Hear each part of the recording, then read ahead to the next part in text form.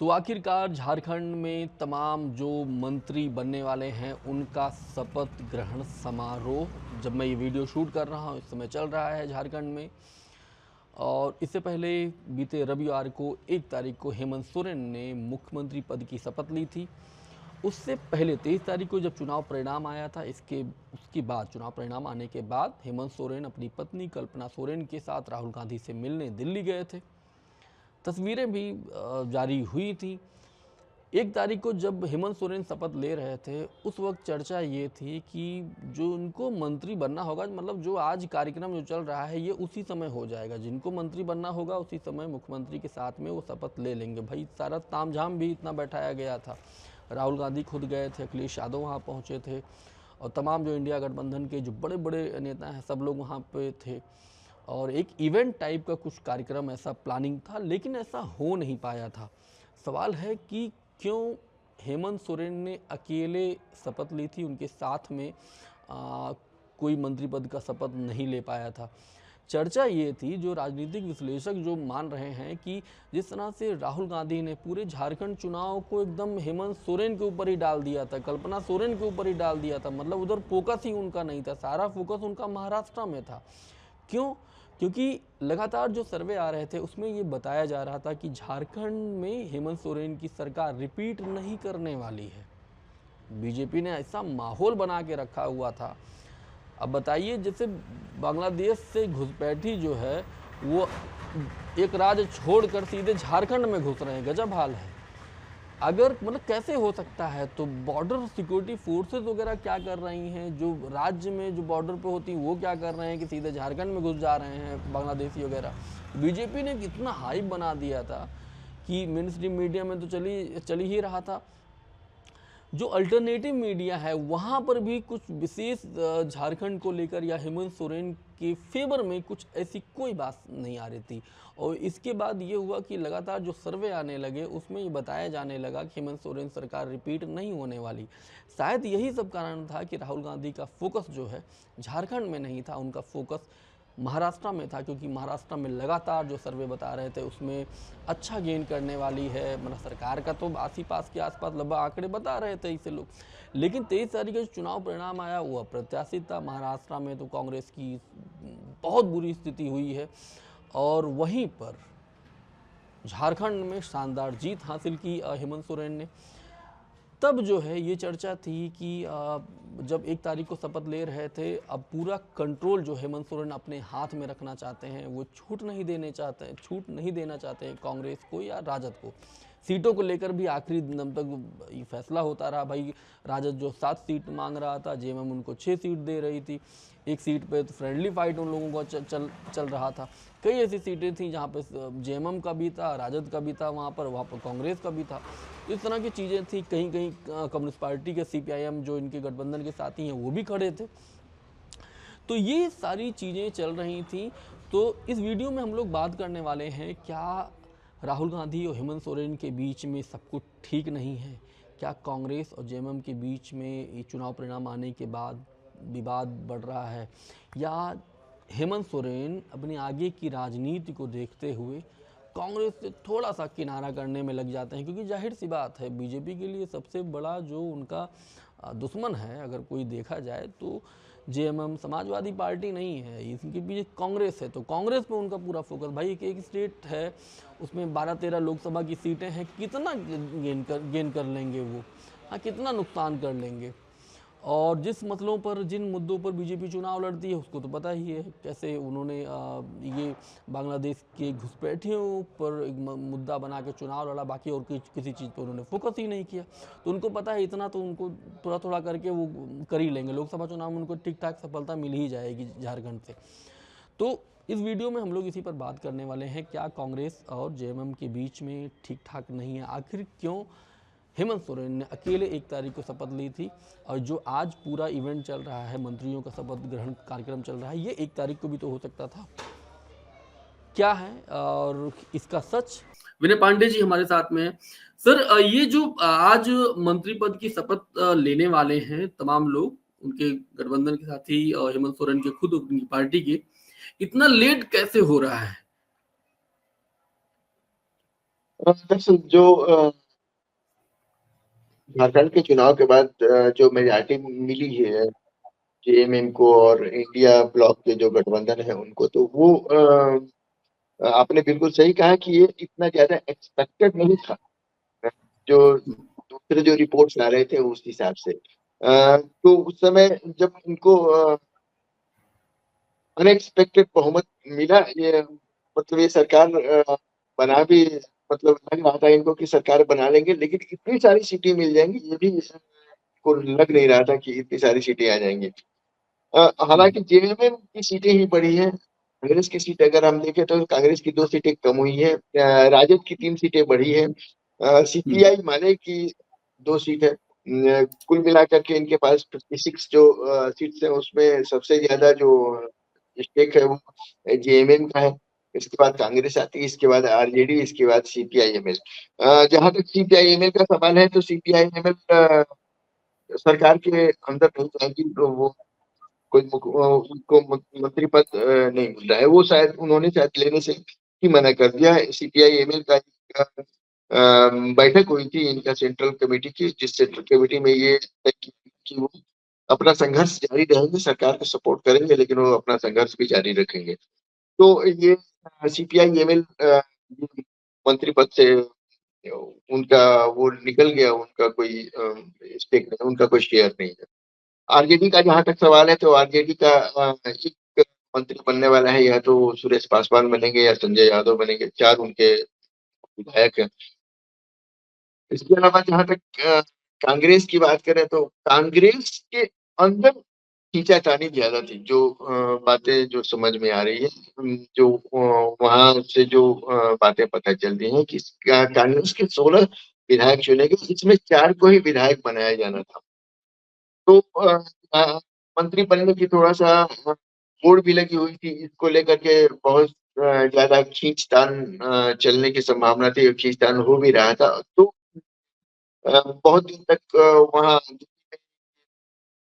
इसको लेकर के मंत्रणा भी की गई। यहाँ के प्रदेश अध्यक्ष प्रभारी वगैरह गए, वहां पे जो बातें हुई, तो जो बताया जा रहा है सूत्रों से ये जानकारी मिली है कि जो पहले इनके मंत्री थे उन्हीं लोगों को कि फिर से शायद मंत्रिमंडल में रखे जाने की बात, जैसे गीता सिंह पांडे, रामेश्वर उरांव है, शिल्पा नेहाती की है, इन लोगों को ही रखे जाने की चर्चा चल रही है। इसके अलावा जो झारखंड मुक्ति मोर्चा के सीएम है, और 6 और मंत्री लिए जाने हैं, तो 6 और मंत्रियों का दीपक बिरुआ जैसे लोग हैं तो उनका तो लगभग तय हो गया उन्होंने।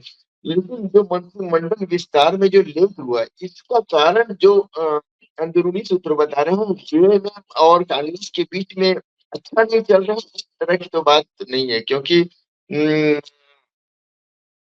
जो कांग्रेस है वो कांग्रेस के लोग हैं या जेएमएम के लोग हैं, वहां उस लेवल पे नहीं, लेकिन ये जो बात जो सूत्रों के हवाले से जो खबर मिल रही है वो ये कि जो 16 विधायक इनसे यहाँ जो चुनाव जीते हैं कांग्रेस के, उन बीच में ही ये तय कर पाना बड़ा मुश्किल हो रहा था कि किसे मंत्री बनाया जाए, किसे मंत्री नहीं बनाया जाए। सभी लोग मंत्री पद की दौड़ में लगे हुए थे। यहाँ से दिल्ली तक दौड़ चल रही, रांची से दिल्ली तक की दौड़ चल रही थी। और उसको लेकर के जब ये सारी चीजें हुई तो इसके बाद आज मामला शायद नाम फाइनल भी हो गया। जहां तक जेएमएम और कांग्रेस के बीच में मतभेद का सवाल है और कल्पना सोरेन द्वारा पूरा वो लिए जाने का सवाल है, पूरा बागडोर लेकर के उनके द्वारा वो किए जाने का सवाल है। तो आप देख सकते हैं कि इसका फायदा हेमंत सोरेन को ही मिला। अगर कांग्रेस के बड़ी लीडरशिप वहां नहीं गई या कुछ उनका थोड़ा सा कम जनसभाएं हुई उनकी, तो उसके लिए उसका फायदा और उसका श्रेय भी अल्टीमेटली हेमंत सोरेन को ही मिल रहा है और कल्पना सोरेन को ही मिल रहा है। तो मुझे लगता है नाराजगी का ये बड़ा कारण नहीं होना चाहिए कि क्या नहीं होगा भी। बाहर से तो कुछ दिख नहीं रहा है, लेकिन अंदरूनी तौर पर भी कोई इस तरह की बातें सुनने में नहीं आ रही है कि जे और कांग्रेस के बीच में कुछ इस तरह की कोई मतभेद टाइप का बात हो या कोई नाराजगी हो, अगर होगी भी नाराजगी तो अभी दोनों का कोई कोऑर्डिनेशन कमेटी भी नहीं बना है कि इस तरह की बातें सामने आए। हम्म। लेकिन ये है, हेमंत सोरेन और कल्पना सोरेन ने अगर अकेले रैली वगैरह की है, अगर कैंपेन किया है, तो उसका लाभ भी उन्हें मिला है, उनका श्रेय भी उन्हें मिला है। झारखंड की हम्म। जीत का श्रेय कांग्रेस को नहीं जा रहा है। झारखंड में कांग्रेस भी अगर जीती है तो उसका श्रेय कल्पना सोरेन और हेमंत सोरेन की जुगलबंदी को दिया जा रहा है। तो मुझे लगता है कि इसमें नाराजगी जैसी कोई कारण नहीं है। हाँ, ये जो मंत्रिमंडल में जो देरी हुई है उसके लिए कांग्रेस के अंदर ही, क्योंकि राजद में तो चार लोग थे, चार लोग चुनाव जीते हैं, तो उसमें एक आदमी का फाइनल होना था, उसमें सुरेश पासवान या संजय यादव का ही फाइनल होना था, और कोई थे नहीं। हम्म। और सीपीआई एमएल उससे मंत्रिमंडल के चेयर से हट चुकी थी, उनका सेंट्रल कमेटी ने ये बोल दिया था कि हम मंत्रिमंडल में नहीं रहेंगे। तो मामला सिर्फ कांग्रेस और कांग्रेस के अंदर का पेच का था, अब शायद क्लियर हो चुका है। आज अभी थोड़ी देर में ही झारखंड में मंत्रिमंडल का शपथ ग्रहण होने वाले हैं। उसमें कांग्रेस के चार जो नए मंत्री हैं उनका नाम दे दिया गया है। हम्म। अभी संभावित ही है, बाकी हम्म। संभवतः हो जाएगा आगे। हम लोग देख रहे थे लगातार जो सर्वे आ रहे थे और मीडिया में जो रिपोर्ट आ रही थी, बीजेपी बहुत हावी थे। उन्होंने जो अवैध प्रवासियों वाला जो मसला उठाया था, जो बांग्लादेशी वाला मसला उठाया था, वैसे चुनाव परिणाम में इसका कोई असर दिखा नहीं है, लेकिन लगातार वो मीडिया में और हर जगह वो दिखाई दे रहे थे। हम यूपी से जो उत्तर प्रदेश के मुख्यमंत्री हैं, ये भी वो मामला उठा रहे थे। हेमंत शर्मा भी हेमंत विश्व शर्मा है, वो भी मामला उठा रहे थे। अमित शाह उठा रहे थे। सारे लोग लगभग इसी लाइन को लेकर आगे चल रहे थे। और सर्वे में, रिपोर्ट में और एग्जिट पोल में जो सारे जो आ रहे थे, मुझे लग रहा है क्या इन सब को देखते हुए राहुल गांधी थोड़ा सा अवॉइड कर रहे थे।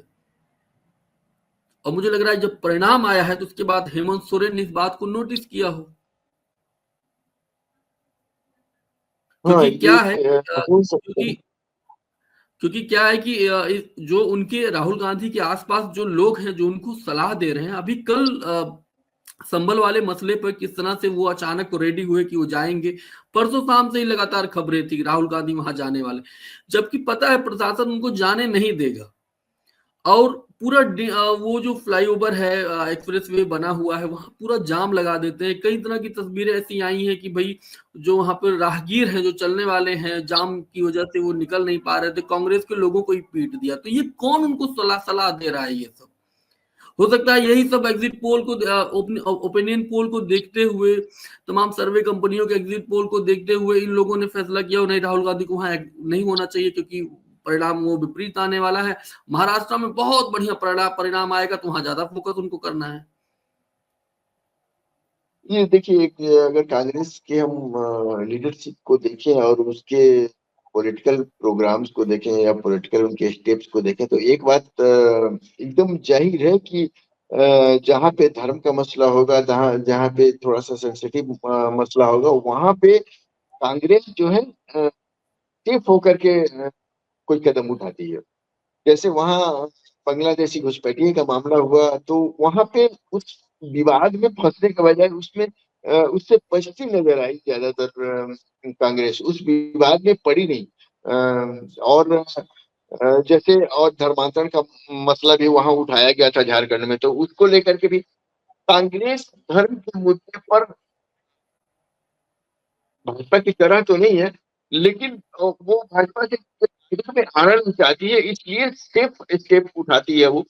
और लगता है, उनको लगता क्या है, शायद देश में ऐसा माहौल भी है कि हिंदुइज्म एक बड़ा फैक्टर बन गया है, और पॉलिटिकल लोगों के लिए, जैसे एक वक्त पाकिस्तान में हुआ करता था कि चुनाव के समय इस्लाम और इस्लामिक रिलीजन, कुरान हदीस की ही बातें की जाती थी, और वहाँ सारे चुनाव उसी पर होते थे। अब मुझे लगता है कि देश में यही दौर है कि हिंदुइज्म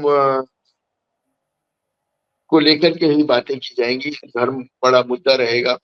और धर्म चूंकि सेंसिटिव मसला है, बहुत ज्यादा लोगों को प्रभावित करता है, लोगों को टच करता है, इसलिए भी शायद कांग्रेस चाहती है कि हम धर्म की तरफ न जाए, और यही कारण रहा भी हो कि ना तो उसने घुसपैठिए मुद्दे, बांग्लादेशी घुसपैठिए मुद्दे पर उसने कुछ कहा है, और न ही धर्मांतरण जैसे मुद्दे को उसने छुआ। हाँ, उसने बीजेपी पर हमला किया, और अपने सरकार, मतलब जो पिछले हेमंत सोरेन सरकार है, उसके चीजों को घुमाया, गिनाया, खास करके मैया योजना जो वहां पे चल रही थी झारखंड में, उसका लाभ हम्म भी मिला हम्म उनको, और इस बात को हम्म। ज्यादा प्रचारित भी किया गया। तो ये थोड़ा एक सा एक सेफ।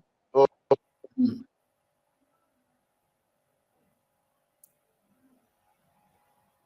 एक मेरा आखिरी सवाल है, आप मुझे सुन रहे हैं? हेलो, आवाज आ रही है सर? आवाज आवाज आ रही है?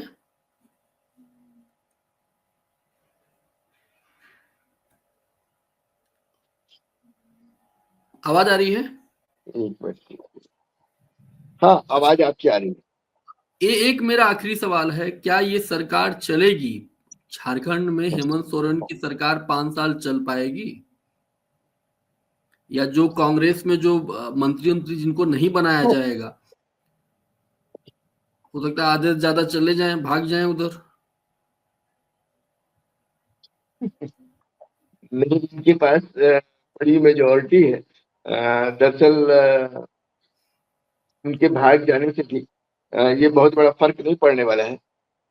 हम्म और कितने लोग, कम से कम उनको 16 में से 5 ले जाने पड़ेंगे, मतलब 16 में से इनका 30% हम्म ले जाना पड़ेगा। और 30% उधर चले भी जाएंगे तो वहां पे कोई फर्क, सरकार, दूसरी सरकार बनने वाली नहीं है। तो हम्म सरकार तो चलेगी। और इनके पास मेजॉरिटी है, सीपीआई है, सीपीआई एमएल है, आरजेडी है। और हम्म। कांग्रेस अगर पूरा का पूरा टूट जाएंगे तो वो अलग बात होगा, लेकिन मुझे नहीं लगता कि कांग्रेस का जो हाईकमान है वो इस तरह का कोई गलती करेगी कभी। एक एक एक दुबे जी हैं, वो तो निशिकांत दुबे, वो जब झारखंड को लेकर बीजेपी में बैठक चल रही थी, मैं रिपोर्ट पढ़ रहा था, उसमें प्रधानमंत्री जी ने कहा है कि जो मसले उन लोगों ने उठाए थे चुनाव के दरमियान, वो मसले लगातार वो उठाते रहे।